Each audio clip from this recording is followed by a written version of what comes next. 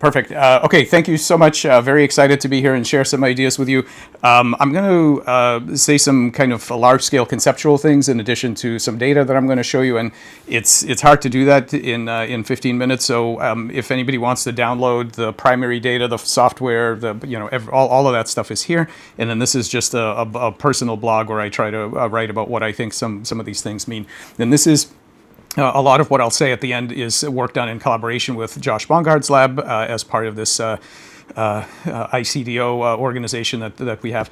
And what I'm going to describe today is this notion of agential materials and a way of interacting with your materials that are more around the concepts of collaboration and literally a kind of social engineering with your material, because we view these things as a collective intelligence that we want to motivate, not just rewire or micromanage.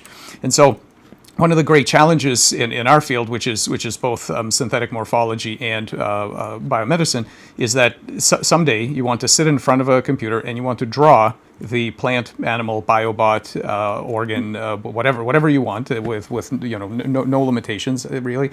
And what this thing should do is compile that description down to a set of stimuli that would be given to cells to get them to build whatever you want, such as this three-headed flatworm. And of course, if we had something like this, a lot of problems in biomedicine would go away, and a lot of problems in bioengineering would be solved.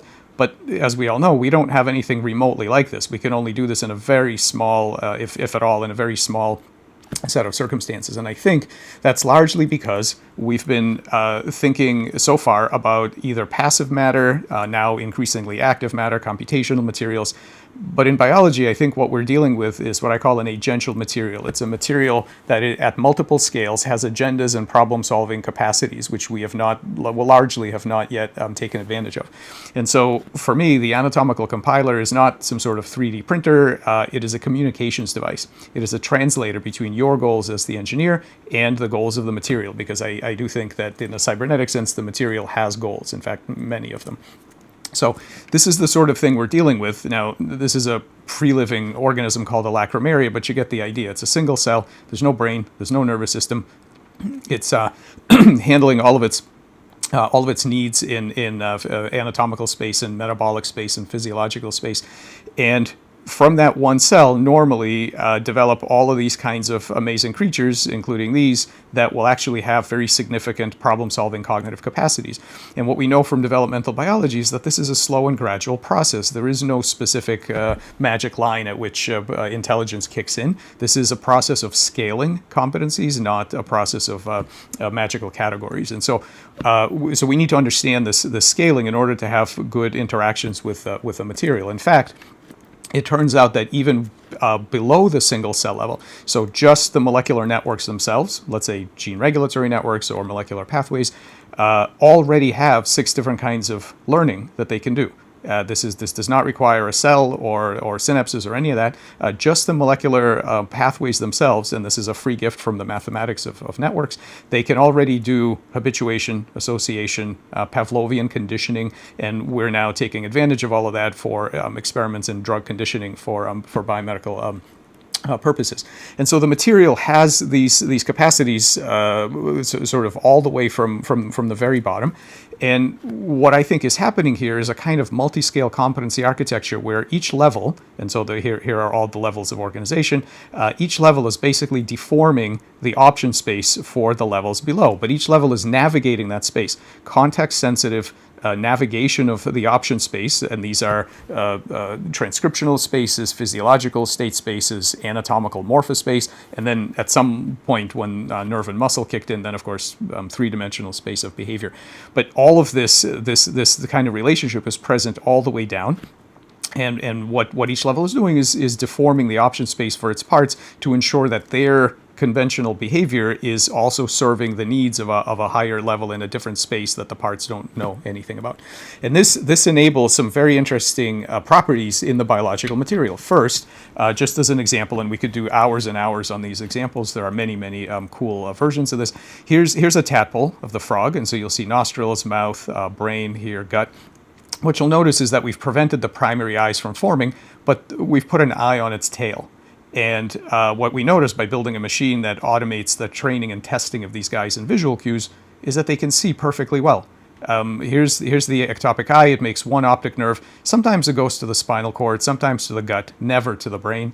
And yet they can see and they can learn in visual tasks. Now that's kind of amazing. Why does this animal with a novel sensory motor architecture not require new rounds of mutation, selection, adaptation? No, it works out of the box. And the plasticity for these kinds of things is absolutely enormous. And we can really take advantage of this in bioengineering. It's not just animals. Plants do this too. Development is an incredibly reliable process, and you might think that what the oak genome encodes is the ability to build this flat green thing. It does it all the time, very consistently. Except that along comes a non-human bioengineer, this wasp, and it puts down some prompts that cause these cells to build something completely different. Okay, so here's this round, spiky red and orange thing. Here's another one. They're called galls. There's an amazing variety of them. And they're not made from insect cells. They're made from plant cells. And they're not built the way that wasps build their nests, which is basically a 3D printing approach where it goes around and sort of builds it piece by piece. It lays down some signals, and it basically hacks the morphogenetic competency of these plants, which, by the way, we would have had no idea that they're even capable of this if we hadn't had this example. And that opens the question of what does the latent space look like? What else are they capable of building? Now, in order to find out what they're capable of building, we are going to have to ratchet up our own intelligence. And you can see there's a cool relationship between the sophistication of the hacker and the complexity of what it actually builds. So bacteria basically induce galls that are featureless lumps. Fungi kind of do the same. Nematodes and mites kind of make something that has a shape, but by the time you get to insects, you get this kind of beautiful structure, right? So basically, there's a bidirectional relationship between how smart we are as hackers and what we can get the material to do. And as I pointed out, we as humans, because of our own evolutionary history, are obsessed with three-dimensional space. We are okay at recognizing intelligence of medium-sized objects moving at medium speeds through the three-dimensional space that we're used to. But biology has been navigating all these other spaces, and in particular doing the sensing, decision-making, actuation loop in all kinds of other spaces, high-dimensional weird spaces that are hard for us to visualize, like transcriptional space, anatomical morph space, which is what we study, physiological state space, and so on. So embodiment is really not just about motility in three-dimensional space. When we build these things that navigate spaces in ways that we would like them to do, we have to think beyond just motion in three-dimensional space. All of these other spaces, and probably many that we can't even visualize, are fair game for this. Now, this is another thing I could talk for hours about, but I'm just going to show you one slide. In our group, we've been studying one particular kind of cognitive glue that binds individual cells with their agendas in transcriptional space and physiological space and so on into large-scale multicellular constructs that navigate anatomical space. And one kind, and there are several kinds at least, but one kind of cognitive glue, much like in the brain, that does exactly the same thing for your neurons, making you more than just a pile of neurons, is bioelectricity. And so we have now ways to read and write electrical states into non-neural tissue. We've developed these techniques over the last 20 years to basically take all of the tools of cognitive neuroscience and bring them into understanding the decision-making, the memories, the problem-solving capacities of non-neural cells in navigating the space of possible shapes. And this, because now we understand what the cognitive glue is, we can start to use that as an interface to communicate new goals to the tissue. And so here, for example, and we could do this with drugs, with optogenetics, there are many ways to do it, but by injecting specific mRNAs guided by a computational model that I don't have time to show you, we can introduce specific bioelectric patterns into the early embryo and convey a very high-level messages. So here in this case, we've put in a message that says build an eye. And so here you go. It makes a complete eye with lens, retina, optic nerve, all that stuff. Now, we don't know how to micromanage the building of an eye. It's a very complex organ, lots of genes expressed, lots of cell types in a very stereotypical order. We have no idea how to micromanage any of that. Luckily, we don't need to. Like with any good cognitive system, there are simple stimuli that result in very complex behaviors that the system knows how to do that you don't have to worry about. And the material has some really cool properties. For example, this is a cross-section taken through a lens sitting in the tail somewhere. What you'll notice is the blue cells are the ones we injected. All this other stuff that participates, we never touched it. This is secondary instruction. We told these cells you should build an eye, and they intrinsically know that there's not enough of them to do it, and so they recruit their neighbors. So they propagate their abnormal bioelectrical state to their neighbors, and then the whole thing makes a decision to build a nice coherent lens. We don't have to hit every cell. So these are and we didn't have to teach it to do that. It already does that. So these are the kind of competencies of this material. Top-down control. A modular communication where we can talk about an organ, not genes, not cells of individual type and so on. We can talk about whole organs, and cracking this bioelectric code is the main or one of the main efforts in our lab as to how we're going to really maximize our ability to communicate with this material. And so the last few things I just want to show you have to do with synthetic kinds of living constructs that don't have the benefit of eons of evolution, where we can say, well, it makes an eye because, of course, it evolved a high-level subroutine call that causes eyes to form, because that's what the evolutionary history gave. What happens with beings that have no specific history of selection for this form factor? So this, I'm sure Josh has already shown you some of this. This is basically epithelial cells taken from a frog embryo, and when you take them away, so we don't change, we don't edit the DNA, we don't put in synthetic biology circuits, there are no scaffolds, there are no drugs, no nanomaterials. All that we do is we engineer by subtraction, meaning that these cells normally are going to be bullied by these other cells and forced into being a boring two-dimensional outer cover for the tadpole that keeps the bacteria out. But if you subtract this influence away and you ask, what do these cells intrinsically want to do, then you see something interesting. They don't just crawl away from each other. They don't die or form a monolayer. They self-assemble, and you can see actually they're here's a group. Each one of these circles is a single cell. So here's this tiny little thing. It doesn't hurt that it looks like a little horse or something. It makes its way over here. It's moving around in a very interesting way that we still don't understand how it moves. There's a little calcium flash as it interacts with this big one, and these are xenobots, and they have some amazing behaviors. They've repurposed their cilia to move through the fluid. You can see that here.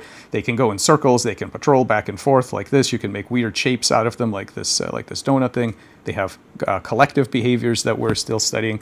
Here's a xenobot navigating a maze.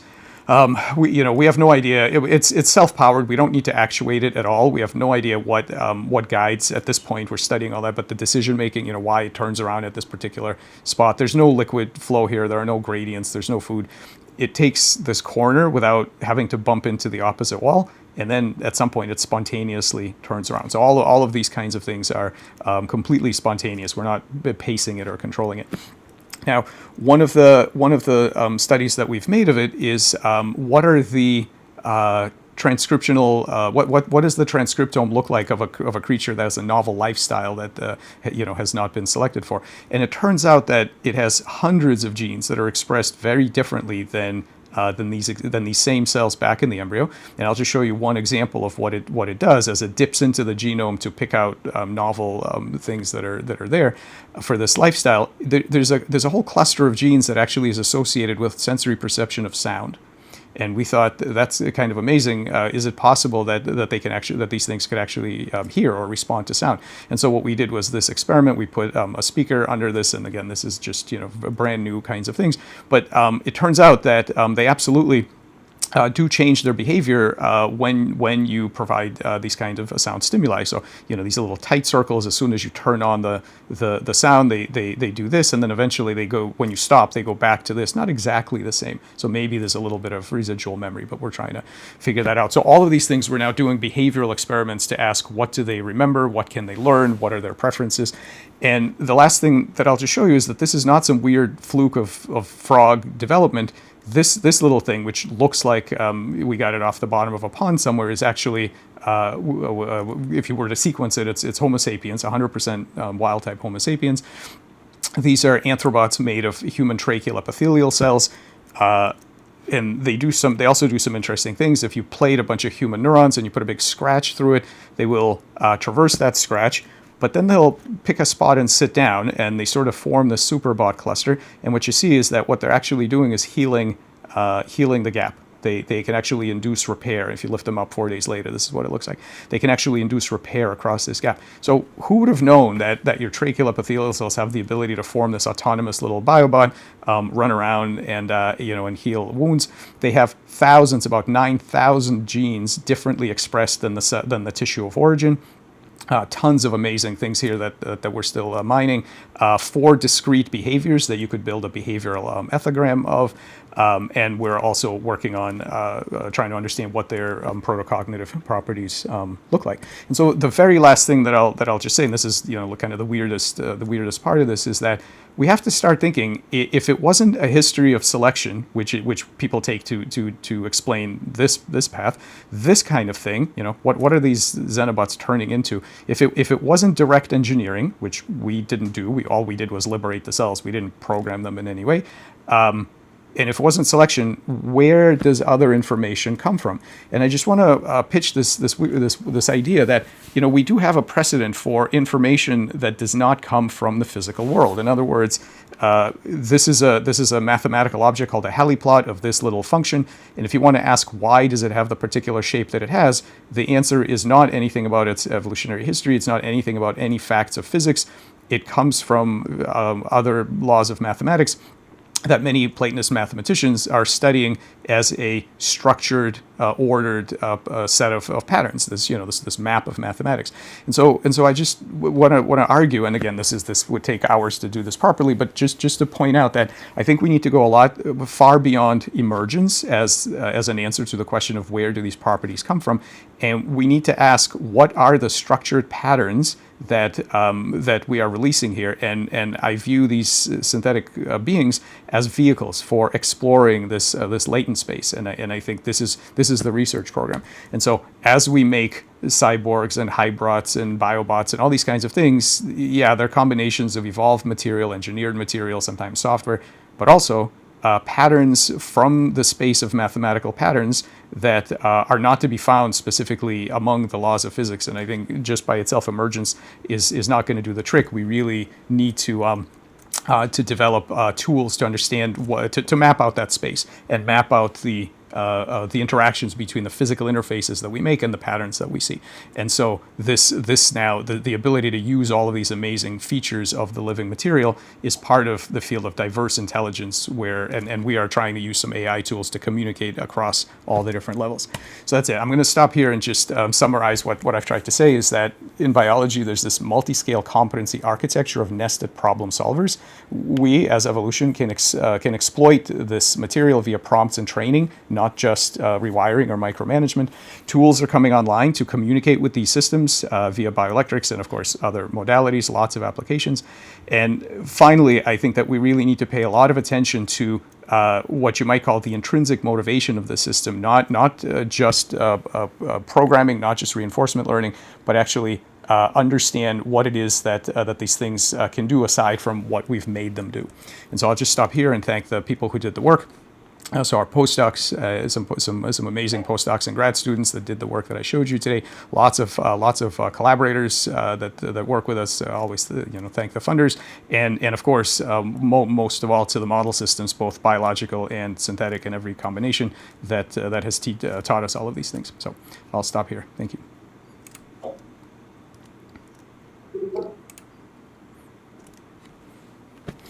Any questions from the audience? Yes.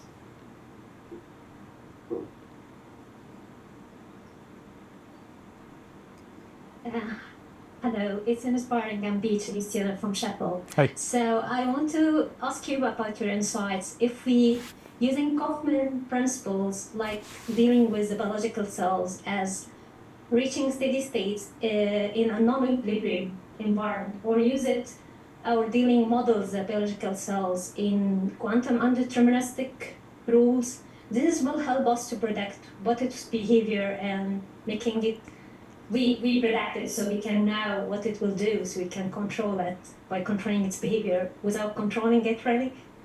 So I want to hear your insight on this. Thank you.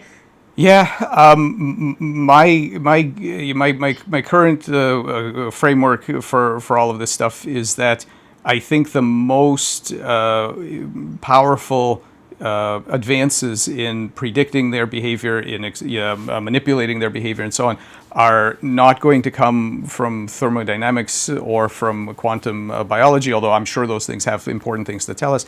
I think the biggest impact on this is going to come from behavioral and cognitive neuroscience, because I think that those things, those disciplines are not about neurons at all. They're about much more fundamental aspects of different modalities that function as a cognitive glue that basically scale the competencies of subunits and project them into novel problem spaces.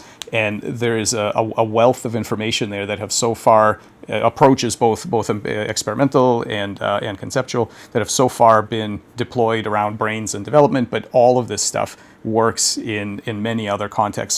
So not just the learning in molecular networks, but use of hallucinogens, of anesthetics, of serotonergic modulators to literally change the priors, the decision making, the certainty, all these kinds of things that you normally think of when dealing with animals. All this stuff works, as far as I can tell, all the way down. And so to me, all of this, that is where the biggest advances are going to go, is from the field of diverse intelligence applied to bioengineering. And there's a massive opportunity there, because actually that field is very focused on natural animals of all kinds. They think about bacteria and unicellular organisms and whales and things. But actually, at those meetings, there have been very few bioengineers.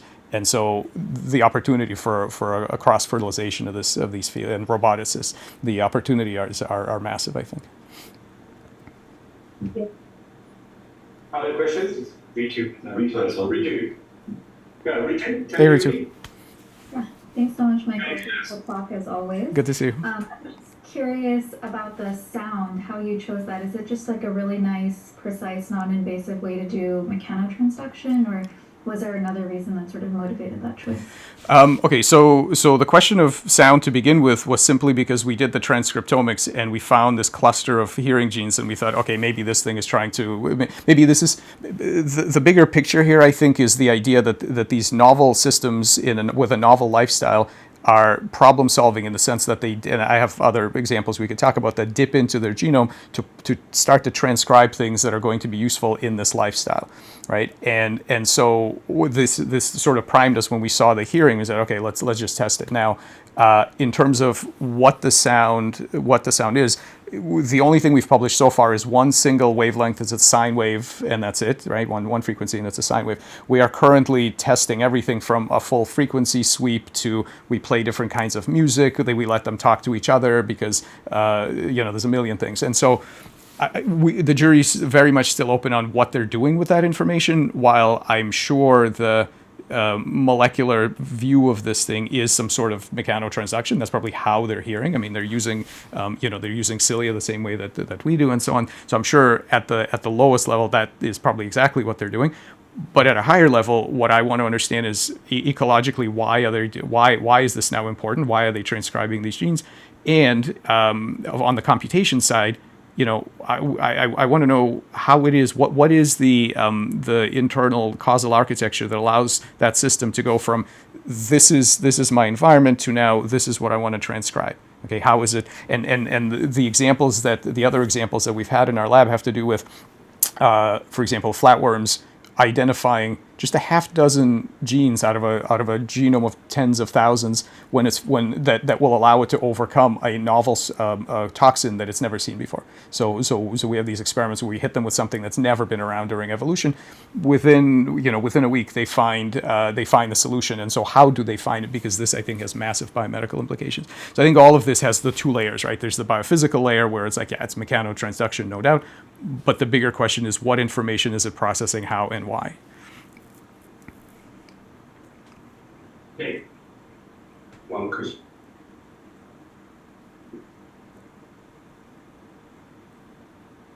Hi. I'm wondering if you have any thoughts. We're in this field, especially with the muscle tissue, we're in a sense we're trying to replicate the form and function of an organ that exists in as a part of an organism. Yep. But at the same time, we are exposing it to conditions and an environment where I would guess, especially after learning about your work, like the cells are in some way trying to do this problem solving on their own. And so I'm wondering, like, in terms of us trying to advance the function of the tissues, do you have any thoughts about like the way we should be approaching treating these cellular collectives? Should we just go on? Should we try to copy in vivo environments, or explore other alternatives? Anyway. Yeah. So the two approaches to this that I've written about, and also that we are trying to follow in our lab, are, first of all, training. So I think it would be, and you guys have a lot more expertise in actually setting up the muscle side of this than I do. But rewards and punishments and training of cells and tissues for specific outcomes. So building closed loop. This is one thing we're doing now, not with muscle, but for other reasons. Is build a closed loop device that continuously rewards for desirable behavior, and exploiting the learning capacity to basically train, not physically force, but to train the cells to do what you want them to do. So that's the first thing.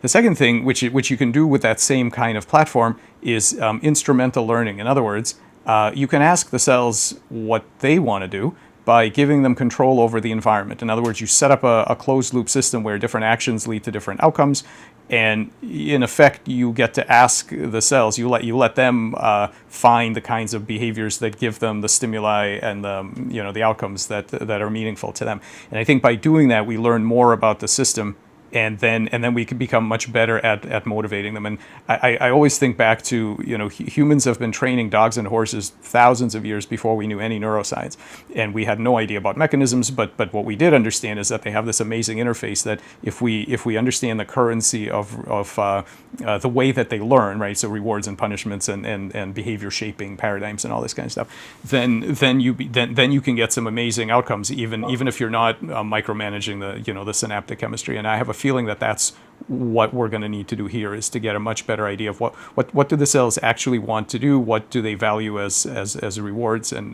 negative reinforcement, and how can we do behavior shaping to get them to do it.